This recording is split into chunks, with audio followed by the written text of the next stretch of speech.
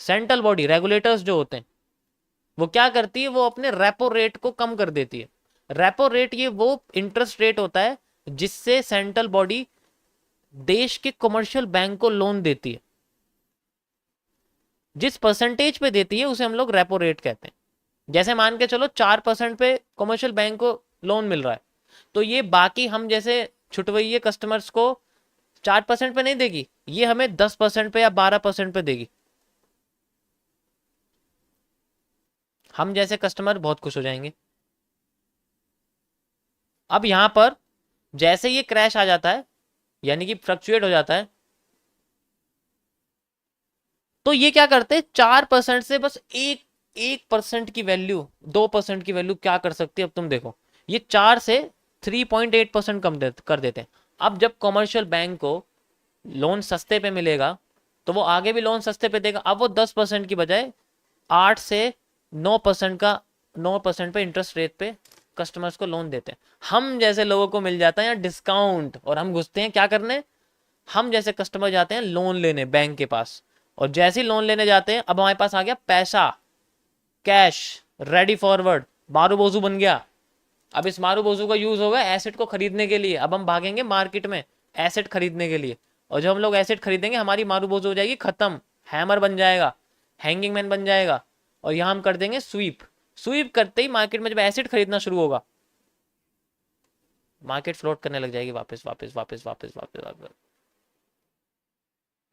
क्योंकि वो ऑलरेडी चल रही थी और किसी हरामखोर ने मार्केट को नीचे गिरा दिया, बहुत बुरी तरीके से नीचे गिरी। अब उसको ऊपर ले जाने के लिए सेंट्रल बैंक को ये चीज करनी पड़ी, उसे लिक्विडिटी को मेंटेन करने के लिए ये स्टेप उठाना। जैसे ही मार्केट में ये चीज हो जाती है, मार्केट अपने आप को ले जाती है। This is the same pattern जो आपको इंडियन मार्केट में देखने को मिलेगा। 30 मिनट्स के टाइम फ्रेम पे जाओ, और जो जून में बना था ये वो ही है, ये जो आपको देखने को मिल रहा है यहाँ पर, ये this is called liquidity SVEEP. नीचे देखो दबा के हैमर दिखेंगे तुम्हें 30 मिनट्स के टाइम फ्रेम पर।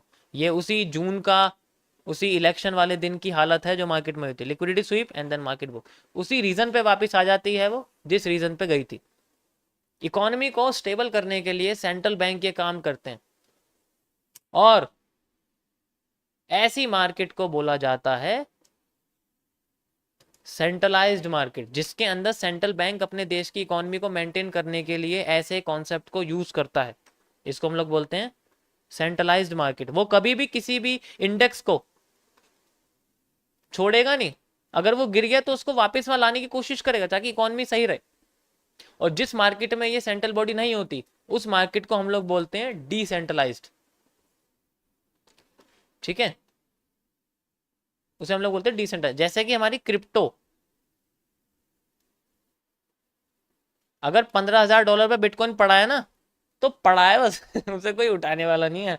उठाएगा कौन, कोई सेंट्रल बॉडी नहीं है, तो कोई बड़ा नया नवेला प्लेयर होगा जो कई अच्छे खासे जो है बिलियंस ऑफ डॉलर इन्वेस्ट करेगा, तब जाके 15,000 से 75,000 पहुंच जाएगी। और ये भी इलिक्विडिटी है भाई, तुम 15,000 से किसी चीज को 75,000 पे लेके चले गए, इलिक्विडिटी ये भी।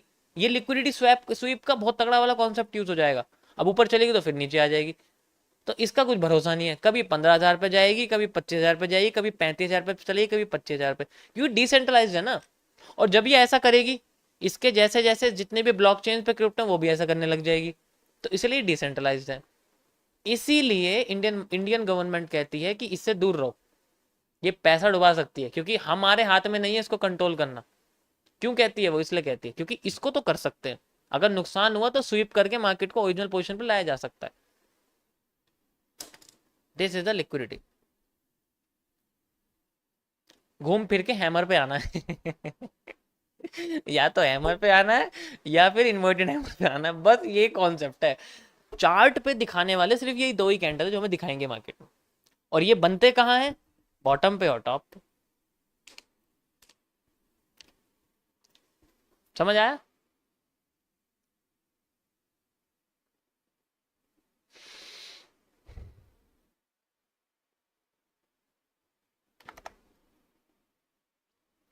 और इंडियन मार्केट के अलावा लिक्विडिटी और किसी में होती ही नहीं है, क्योंकि लिक्विडिटी अगर होगी और सब जगह पर इलिक्विडिटी होती है, क्योंकि उनको कंट्रोल करने वाला कोई भी नहीं है। समझ आया? ये कॉन्सेप्ट मेरे अपने बनाए हुए हैं, ये आपको कहीं नहीं मिलने वाले इस तरह की एक्सप्लेनेशन, इसलिए मैं कह रहा हूँ अगर राइट करना तो लिख सकते हो। ठीक है, समझ आया?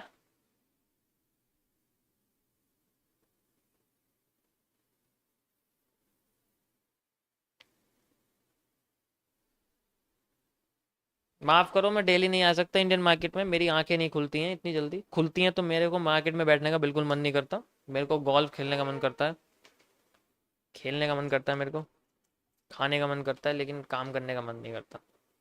ठीक है, thank you, thank you, thank you.